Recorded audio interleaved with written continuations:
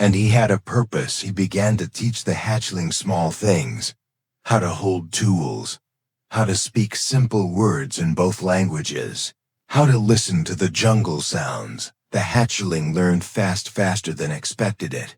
Began to walk within days. It climbed trees, played with other young Threxians. It laughed often, a high sweet sound that made even the elders smile. One day, the older scientist returned. He brought a gift. A small box inside was a glowing stone. It recorded DNA data. He said it was proof that the hatchling was unique, that its genes could solve medical problems for both species. Jake asked what he wanted in return. The scientist said nothing. He only wanted to give the data to help future children. Jake accepted the gift and shook the man's hand. Not all visitors were so kind. Some envoys from a cold planet came weeks later. They looked at the hatchling with cold interest.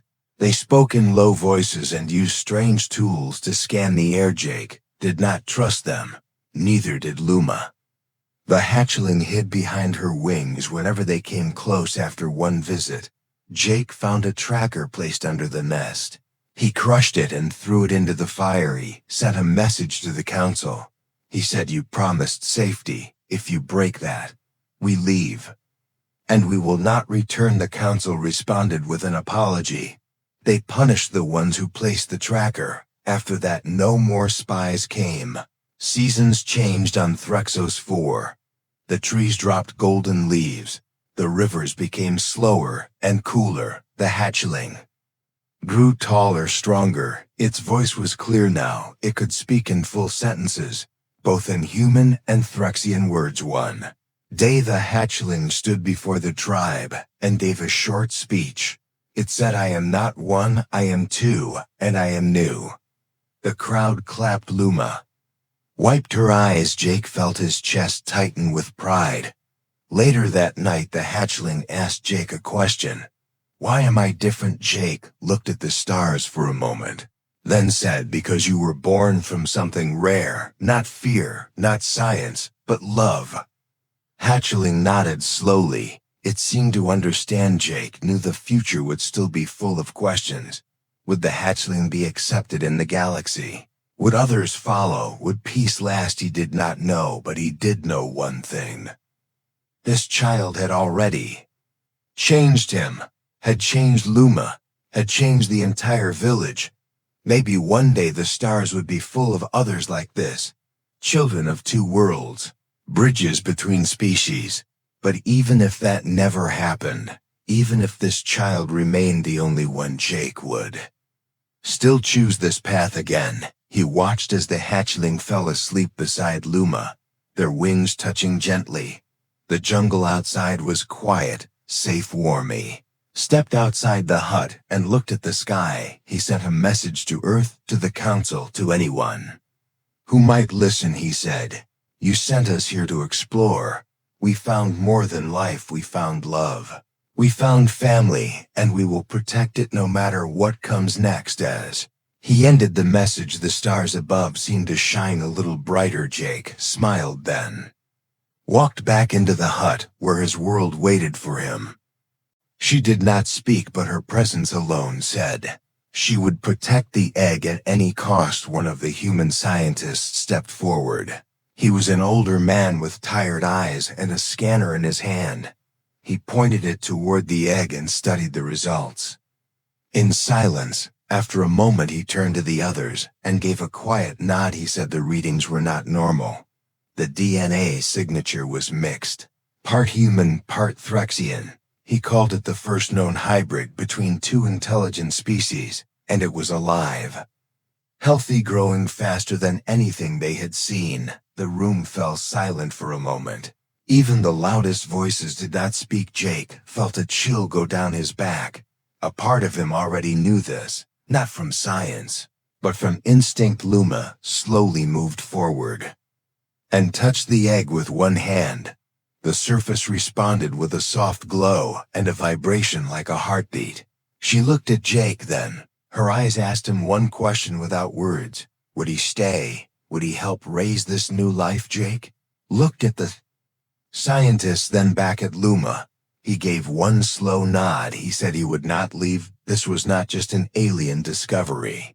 This was his child. One of the younger officers stepped forward with a data pad.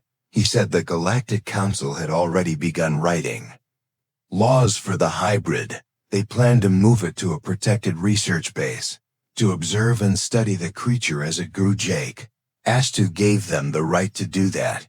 He said the egg was not a test subject. It was a person, a living being, and it had a family. The officer said this was bigger than family, that it involved multiple species and future political balance. Jake's voice rose for the first time. He said he did not care about politics. He cared about what was right. Luma stepped beside him and spoke in her native language. Her voice was firm and proud. The translator buzzed in Jake's ear. She said the egg would stay, that it was the future of her people, that if the humans tried to take it by force, they would see the strength of Thruxos. The elders behind her nodded and raised their hands in agreement. Suddenly the tent shook. A deep hum filled the air. The egg was pulsing now. Not softly, but with power. The shell showed cracks of light that moved like lightning across its surface. Older scientist ran forward with a scanner. He shouted that the egg was reacting to stress and noise. It might hatch early. Everyone backed away as the light grew stronger. Jake stood his ground. Luma held his arm gently, but stayed calm. The egg began to lift slightly from the nest, not with hands, but by its own energy. It floated in the air, spinning slowly as light poured from the cracks. Then the shell split, not with a loud break, but a soft release. Like a flower blooming under the sun. Inside was a small creature. Its skin was smooth and light gray. It had tiny feathers on its head and back. Its eyes opened slowly, bright blue with deep black pupils. It looked first at Luma, then at Jake. Then it let out a small sound like a chirp, soft and curious. Jake stepped forward and held out his hand. Creature crawled toward him and placed its head against his fingers. Everyone watched in silence. Older scientist whispered that this child might be the key to uniting species across the galaxy. Jake did not care about that. He only saw a child. His child. Luma kneeled beside him and touched the creature's back. It responded with a soft trill and curled up in her arms. The tribal elders began to sing a soft, beautiful chant that echoed through the trees. Outside, Jake looked at the scientists and the soldiers. He said the egg had hatched. The child was here, and it was not theirs to take. It was not a lab subject.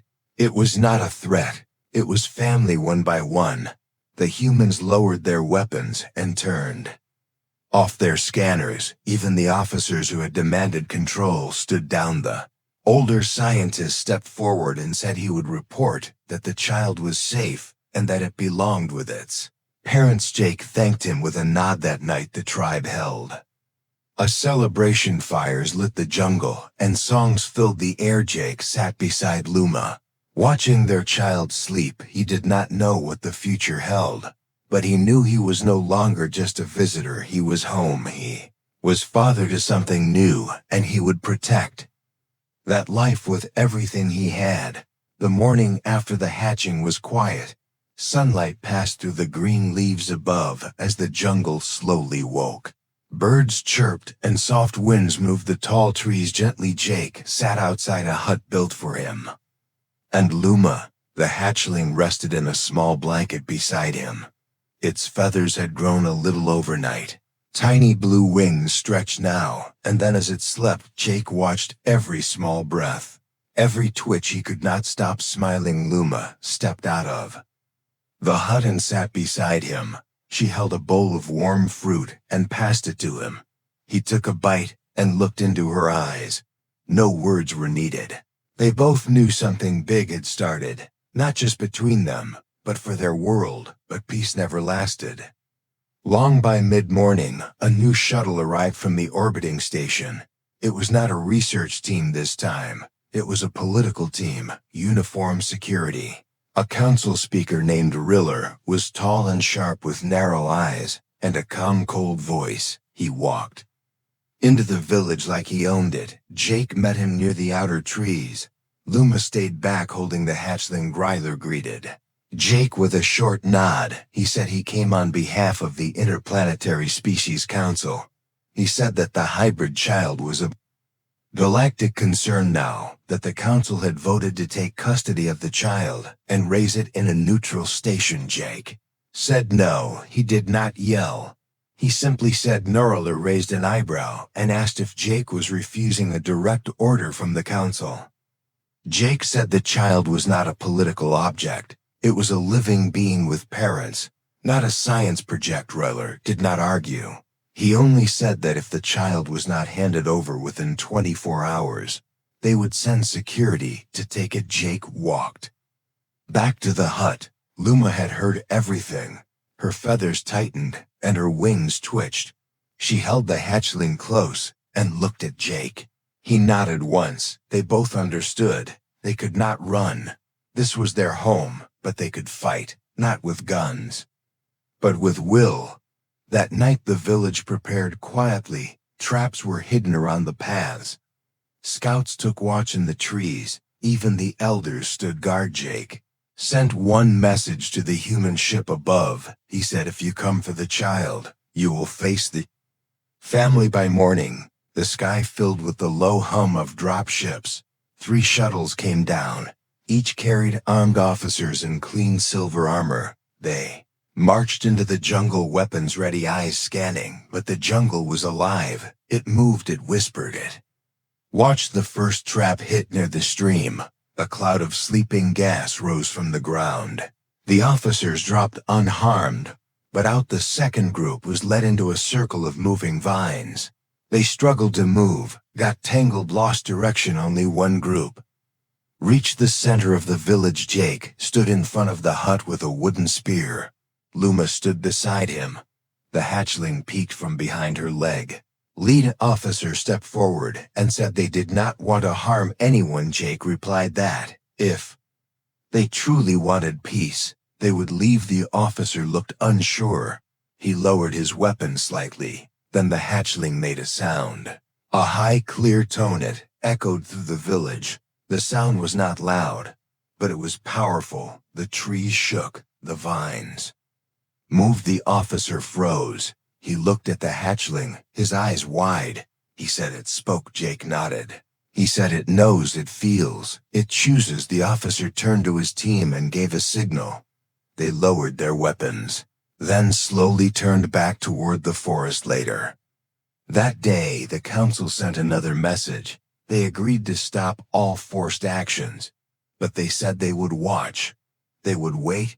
They wanted updates and open communication. Jake agreed to that, as long as no one tried to take the child. That evening, the village held a new kind of gathering, not a celebration, but a promise. Humans and Threxians sat together. They ate, they sang, they listened. Jake stood before them and said one thing. He said, we did not plan this. We did not expect it. But now that it is here, we will protect it. Not for us, but for the future. Luma stepped forward, holding the hatchling in her arms. She said, this is not just a child. This is the start of something new. Not human, not Threxian, but both. The crowd bowed their heads, not in sadness, but in respect. That night, Jake sat with the hatchling in his lap.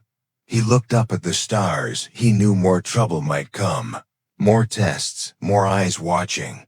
But he also knew something else. No matter what came next, they would face it together. He held the hatchling close and whispered, you are not alone. Hatchling and a new future. Morning light filtered through the tall trees of Threxos 4. The jungle was peaceful. Birds chirped in the distance, and warm wind moved through the leaves. Jake sat near the river with the hatchling in his lap. Its feathers were thicker. Now its little wings opened and closed as it looked around.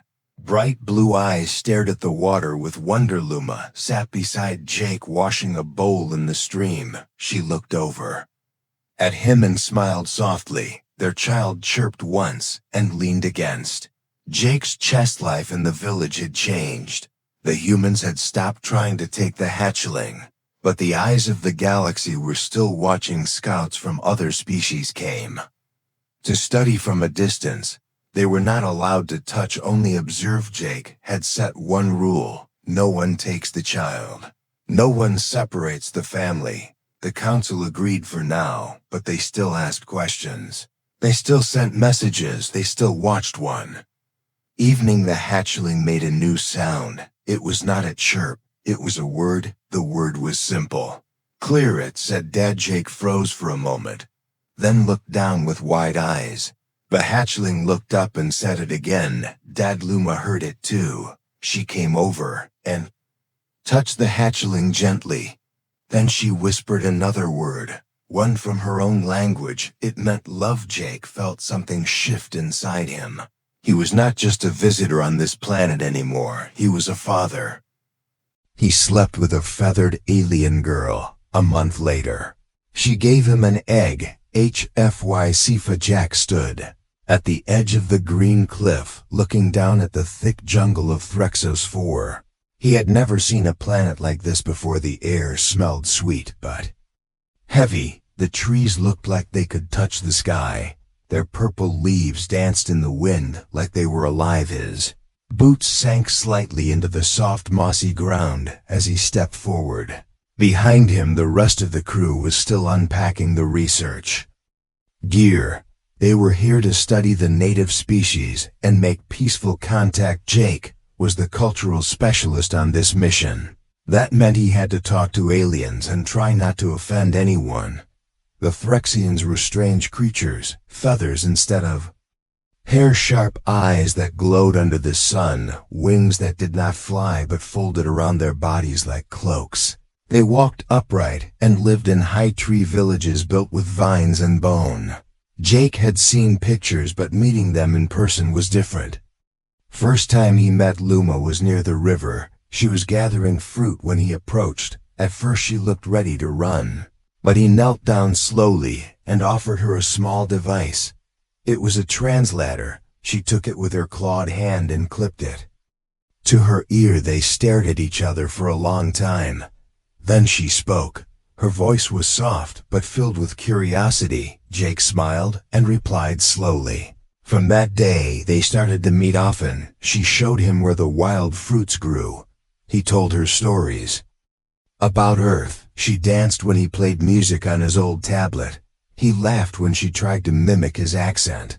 It felt easy, natural, like they had known each other for years instead of days. One evening, a deep rumble rolled through the jungle. The sky turned dark. Storm clouds swirled above as wind howled through the trees. The crew radioed Jake to return to camp, but he was too far. He had wandered deep into the forest with Luma, following a strange glowing flower. The rain came fast and hard. Trees bent under the force of it. Jake slipped on a muddy slope and hit the ground hard. Luma grabbed his arm and pulled him to her feet. She guided him through the trees to a hidden cave. Inside it was dry and warm, with glowing moss lighting the walls. Sat against the stone wall, catching his breath. Luma sat across from him. The sound of the storm outside was deafening, but inside the cave it felt calm. Luma looked at him with those shining eyes. He looked back, unsure what to say. Minutes passed. Then she moved closer. Her wing brushed against his arm. He did not pull away. They looked at each other in silence. Then something changed. It was not just curiosity now. It was something deeper. Something that crossed the line between human and alien. Jake leaned forward, and so did she. They met in the middle. Their lips touched. The kiss was warm and strange, but not wrong. They explored each other like two beings searching for meaning in the chaos. The cave became a place of silence and fire. The storm outside faded from their minds when the morning light slipped through the cracks in the stone. Jake opened his eyes. Luma was sleeping beside him, her wings wrapped around her body like a blanket. He sat up slowly and looked at her. Part of him felt Confused, another part felt something he could not explain. She opened her eyes and smiled at him. No words were spoken. None were needed. They left the cave later that morning. The storm had passed and the jungle sparkled with rain. At the edge of the forest, Luma stopped and looked at him. She touched his chest gently, then turned and disappeared into the tree's back. At camp, the crew asked where he had been. He said he had found shelter in a cave. They did not ask more. Jake kept Luma a secret. Not because he was ashamed, but because something about that night felt like it belonged only to them. As the ship left Threxos 4 days later, Jake stood by the window looking down at the green planet shrinking below. He thought about her wings, her voice, her eyes. He thought it was over, just a strange moment on a strange world. But he was wrong. Something had been set in motion, something that would change his life forever, and it all began with that one night in the jungle cave with the feathered alien girl. The return and the rumors. Jake walked through the wide halls of the human space station above Sector 9. It had been 1 month since the team left Threxos 4. The mission was complete. They had gathered samples, made peaceful contact, and documented the planet's life forms. Jake was back to routine, now paperwork, meetings, and long silent meals in the cafeteria. But something felt wrong. His mind was not here. It was still down on that jungle planet, still in that quiet cave with Luma. He could not forget her no matter how hard he tried. Sometimes at night he would wake up sweating. He could still smell the rain-soaked moss. He could still feel her warm feathers brushing his skin. He had told no one, not his captain, not his friends. It was too strange, too personal. Then one morning Jake received a private message. It came through a restricted channel marked urgent. He opened it and stared at the words in shock: request immediate return. Presence required. Subject: Threxian. Contact: name provided. Luma, his heart began to race. Why would they ask for him? What happened to Luma? He ran to the command center and demanded answers. The officers were just as confused. They said the Threxian elders had contacted the embassy on the planet and asked for the human named Jake to return alone. They said it was a matter of great importance. Some thought it might be a threat. Others thought it was just a cultural misunderstanding. Jake had a different feeling, a deep stirring in his chest told him this was something else. He agreed to go back. The next day, he boarded a small shuttle and began the journey back to Threxos 4. As the green planet appeared through the window, his heart pounded. Was she okay?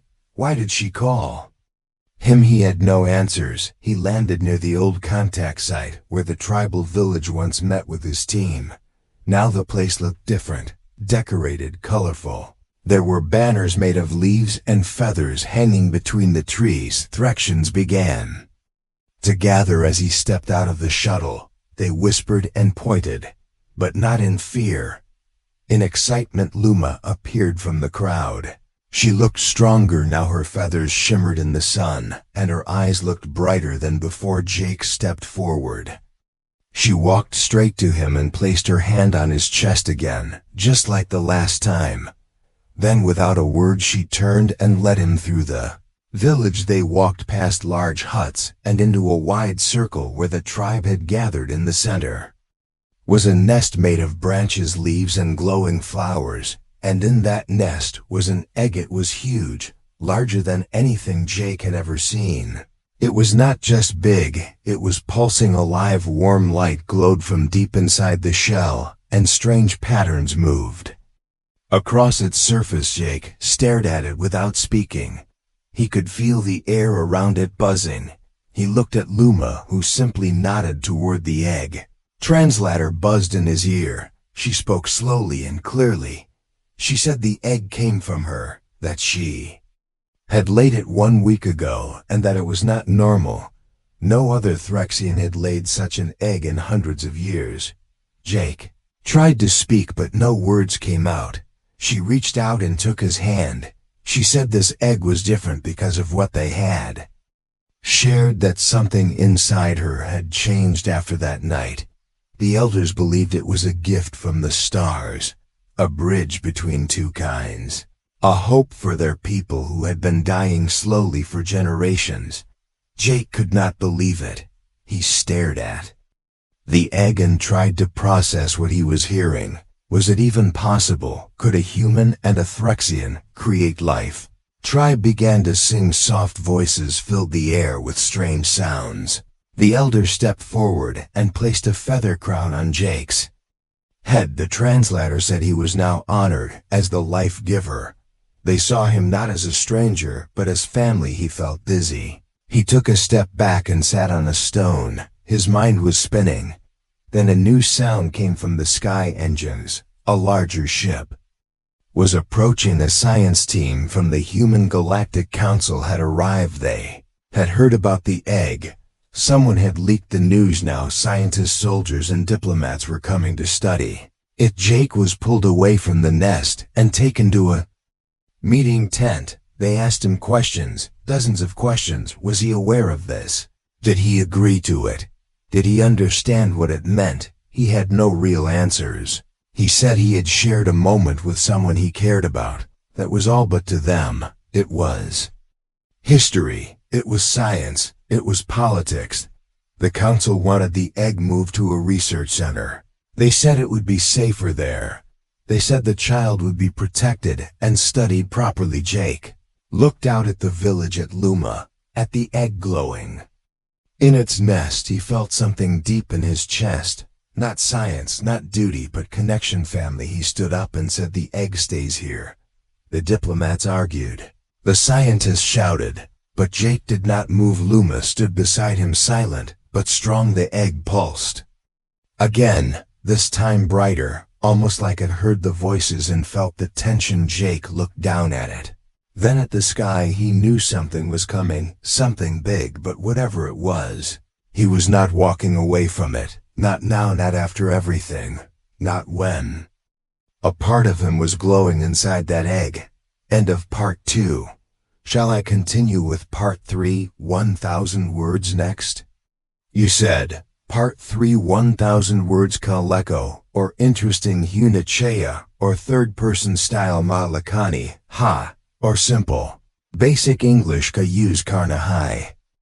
Dot or underline. Chat GPT said, part 3, the truth revealed. Title: He slept with a feathered alien girl. A month later, she gave him an egg.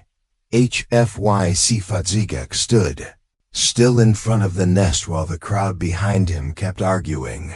The egg glowed with soft light and strange warmth that seemed to rise into the air. Luma stood beside him, her wings gently folded. Her eyes watched the humans and her people with calm but guarded strength.